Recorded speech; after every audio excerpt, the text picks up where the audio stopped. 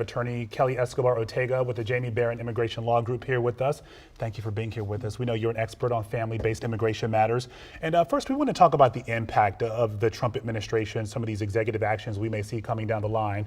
We know he ended the use of a border app called CB1 that has allowed nearly 1 million people to legally enter the U.S. with eligibility to work. That's already done. What sort of impact is it having? Well, what we can expect to see is an immediate and aggressive approach to undo any of Biden's immigration policies, whether they were domestic or even at the border. The ceasing of the CBP1 app is an aggressive move because it basically limits the people that are coming in an orderly fashion into the United States, which is going to drive up the number of people trying to enter illegally. So this is an immediate impact that we're going to see, even though he mentioned in his inauguration address that he plans to reenact the MPP, or the Remain in Mexico program. Right. However, that has to be done in consultation with the government of Mexico to keep people on the other side of the border. So what we're seeing practically is, as Rafa stated, a lot of fear and a lot of anxiety in the immigrant community, a lot of people preparing for the worst, for work raids, for children not being with their parents after school. But it's information that really will provide that support and the answers to those families who could be impacted by these separations. And one of the things that you are concerned about is that some of these changes could overwhelm courts that are already backlogged with issues. Absolutely. There are about 3.5 million cases right now pending in the immigration courts in the United States. The courts, are notoriously understaffed. I have a particular case that that's been active since 2014, supposed to go to trial on December 27th. The morning of, there was a scheduling issue, and they pushed us until March of 2026.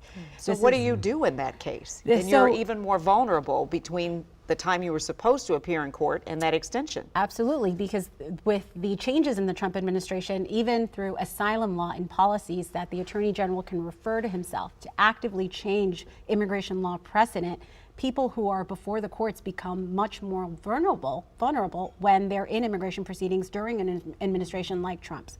So unfortunately, with them even talking about collateral arrest, people being put through due process, which requires you to go to court, that's just going to increment the number of cases that are in the immigration courts and overwhelm them to the degrees that cases are just going to be even more slower, which unfortunately does not reach the goal that the Trump administration is trying to achieve, that is deport as many people as possible. It's just not feasible. I think of our southern border states. I used to live and work in Texas, reporting there as a journalist, and President Donald Trump declared a national emergency at the southern border. And so you think of Arizona, you think of Texas, and what's going to come next. And when you think of empowering people who come to you, what advice, immediate advice, can you give them to kind of help with the fear and to help give them some tools for here's what I can do if I'm approached? Absolutely. One of the very first things that we educate people is what are your rights when you are encountering an ICE agent or even just law enforcement. Most of the time when people encounter ICE agents, it's usually 70 to 75% of immigration arrests happen after a law enforcement arrest. So the most average immigrant in the United States is not out committing crimes. But if they were in a collateral situation at the wrong place at the wrong time, we usually advise them to know to identify at least if there is a judicial warrant that is presented, that is signed by a judge, issued in a state court or a federal district court, that basically gives federal agents the authority, whether they consent or not, to enter the United States. That document can be slipped under the door, pressed against the window. If it's an administrative document that says Department of Homeland Security on it, they can say, I do not consent to you entering my home. They can say, I would like to speak to an attorney. There's a lot of things that we teach and share with the community so that they can best protect themselves and maintain family unity. If there is an unfortunate situation where an arrest does happen, we make ourselves available immediately to help out. If I can quickly piggyback, I'm just curious how everything you just said is going to get extremely complicated if we end birthright citizenship. Right.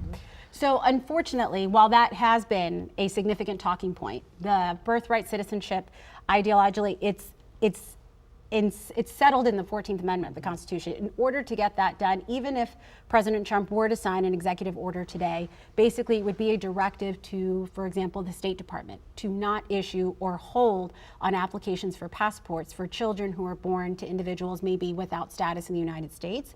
However, in order to change that, they would have to have a 2/3 majority in Congress in both of the House of Representatives and the Senate, and also 3/4 majority of state legislators to pass the change, a new amendment basically eliminating birthright citizenship. Would the emergency overrule that, though? Well, so what would happen is if Trump issued that and someone was denied a passport, immediately you would expect the ACLU or different nonprofit organizations to file a lawsuit and possibly, let's see that go up the courts, and when it goes up to the Supreme Court, see what the balance says now. This is not a cut and dry issue. The president may have designs to sort of reimagine this, but in reality, it's far more complicated, is what we're hearing you say. It is. And so the situation that we're coming to in this administration, Trump 2.0, is that we have a Republican-controlled Congress. We have a majority conservative Supreme Court.